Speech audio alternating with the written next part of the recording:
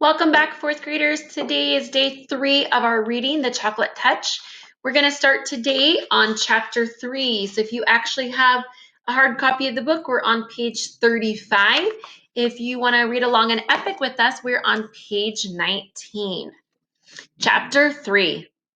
The birds were chirping in the tree outside John's window, and the sky beyond was deep blue.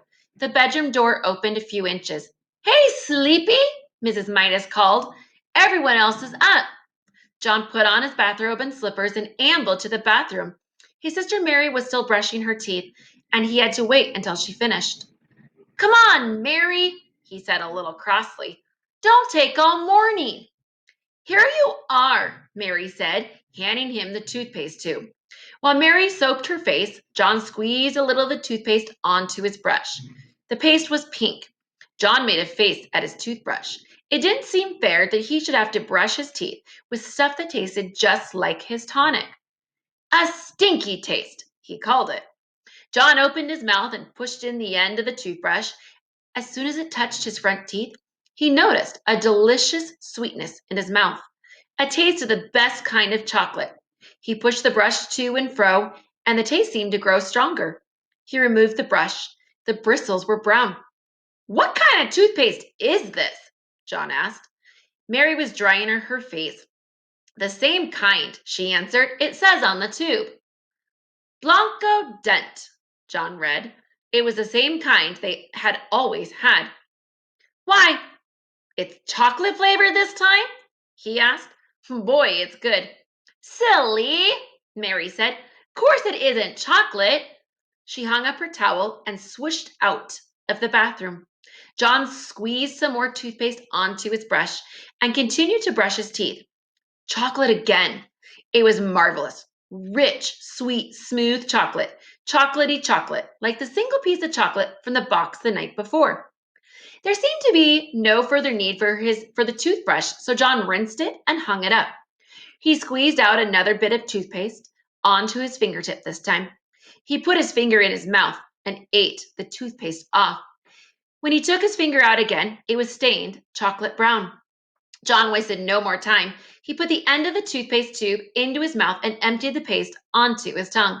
It squeezed out like thick, creamy chocolate. Mary looked into the bathroom. "Hey, what are you doing?" she demanded. "Yummy," was all John said. John and Mary were a little late getting to the dining room, and Mr. Midas was already on the way to his train when they sat down at the breakfast table. "John ate up all the toothpaste," Mary told their mother. "Oh, you sneak," John whispered. "Well, you did," Mary reminded him. "And that's a waste. Isn't it a waste, Mother, to eat up all the toothpaste in one day?" Mrs. Midas was serving their orange juice. "Mary, really?" she said. "I'm sure John was only joking. He must have been pretending to eat the toothpaste." "No, he wasn't," Mary insisted. "I was watching, and I saw him squeeze it right into his mouth. He said it was chocolate." "Oh, dear," protested Mrs. Midas. "Chocolate again? Now I know it was just a joke. He just wished it were chocolate, Mary. Come now, drink up your orange juice, both of you. Your bacon and eggs will be ready in a minute." As Mrs. Midas left the room, John took up his glass of orange juice and put it to his lips. As soon as he tilted it, the liquid began to flow into his mouth. A happy look came into his eyes. "Boy, that's good," he said, at last lowering the empty glass.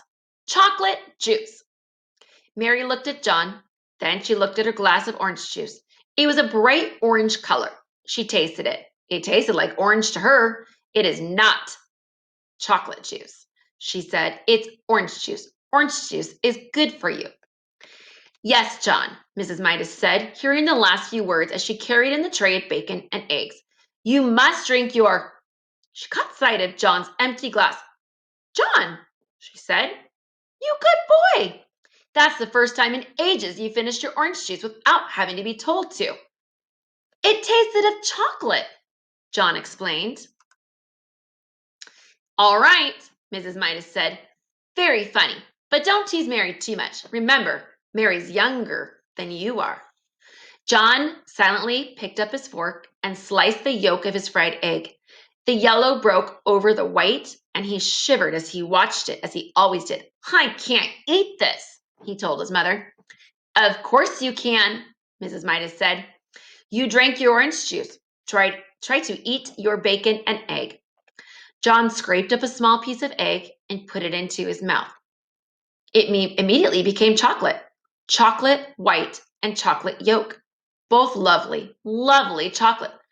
Mmm, John mumbled. Chocolate egg! In almost no time, he had finished every scrap of egg on his plate.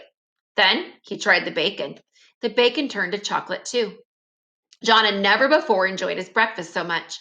After the orange juice that had turned to chocolate juice in his mouth, and he had fried bacon and egg that had turned to fried chocolate, he ate 2 slices of chocolate toast with chocolate butter and chocolate marmalade, washed down with a glass of chocolate milk. I'm very pleased with you this morning, Mrs. Midas said as she helped John on with his coat. If you promise to eat your lunch at school as well as you ate your breakfast, I'll give you a dime to buy some chocolate with. Oh, that's all right, John said. I don't think I'll need it. Mrs. Midas looked puzzled as she waved goodbye. All right, 4th grade. So now you need to go in to your Google Classroom and you're going to open up the Chocolate Touch questions.